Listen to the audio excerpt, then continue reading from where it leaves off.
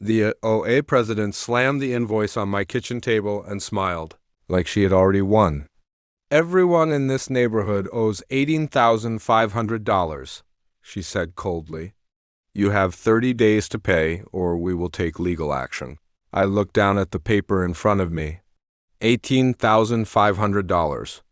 A number so high that my hands almost stopped moving. Outside my window, I could see my neighbors standing in their driveways, holding the same letter. Some were angry. Some were scared. An elderly couple next door was already talking about selling their house because they couldn't afford it. But the HOA president, Linda Parker, didn't look worried at all. She looked proud. "This is what happens when people forget who is in charge," she said while adjusting her expensive sunglasses. "The HOA has rules and everyone has to follow them." Nobody said anything, because for years Linda had made sure everyone knew one thing. She was the person with power. She had fined people for small things like mailbox colors, grass height, and even the type of flowers they planted.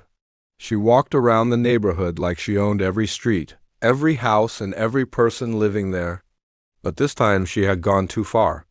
My name is Daniel Carter, and I had lived in that neighborhood for 11 years. I wasn't the loudest person on the street. I didn't fight over every little argument. I worked hard, paid my bills, and stayed out of trouble. That was exactly why Linda thought I would be easy to control. She was wrong. The night I received that $18,500 invoice, I sat alone at my dining table staring at the document. Something about it didn't feel right. The amount was too specific.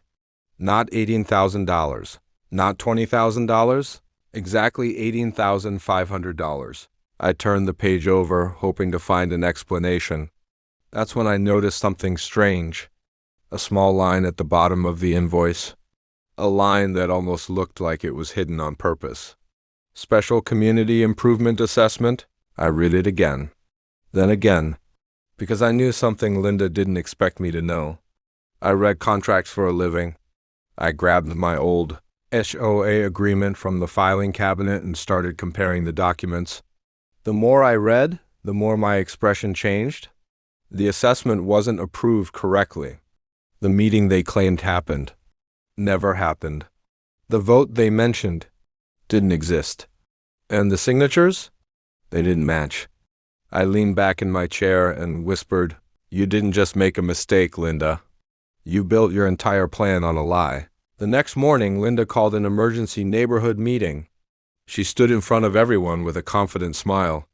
"Some people are spreading rumors," she announced, "but the invoice is completely legal." Then her eyes moved toward me. "And if anyone refuses to pay, they will learn the consequences." Everyone looked nervous. But Linda didn't know that while she was preparing to scare the neighborhood, I was preparing something else. Because hidden inside those HOA documents was a detail nobody had noticed for years. A detail that could destroy everything she had built.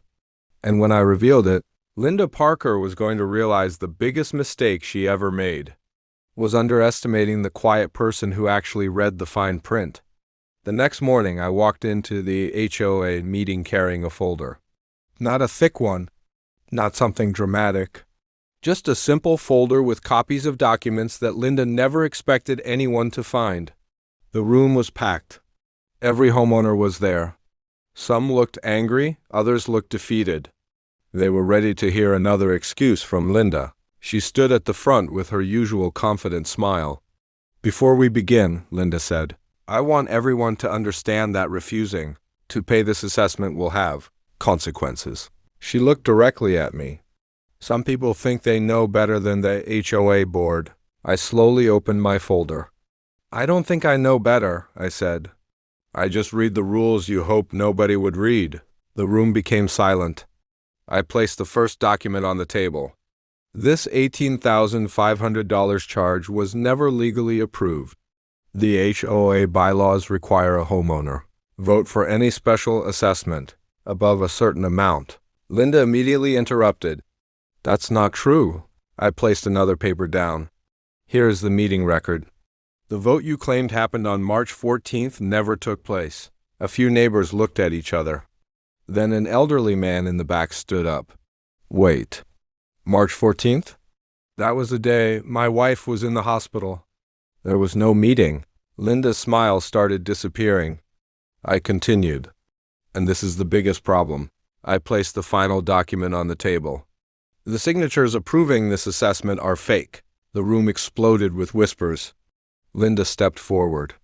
You are accusing me of fraud? I looked at her calmly. No, I'm showing everyone the evidence. That was the moment Linda realized something. She wasn't controlling the story anymore. For years, she had used fear to make people stay quiet. She counted on everyone being too tired, too busy, or too scared to challenge her. But she forgot one thing. People only stay powerless when they believe they have no choice. Within days, the homeowners contacted an attorney. The documents were investigated and the truth came out.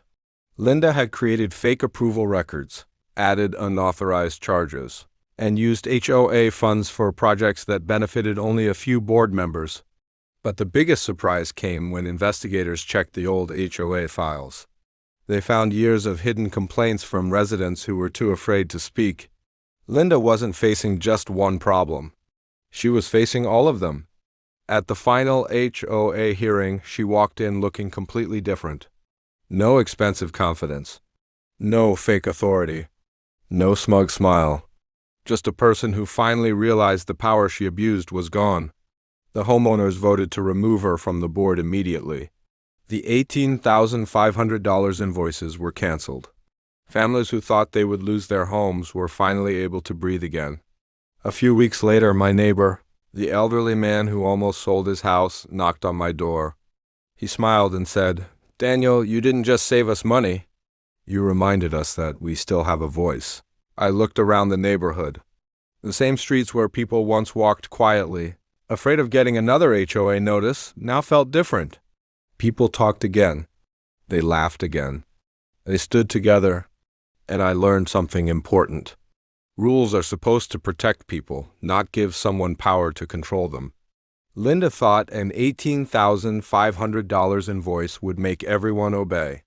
Instead, it became the one mistake that exposed everything. Because sometimes the person everyone ignores is the person who finds the truth.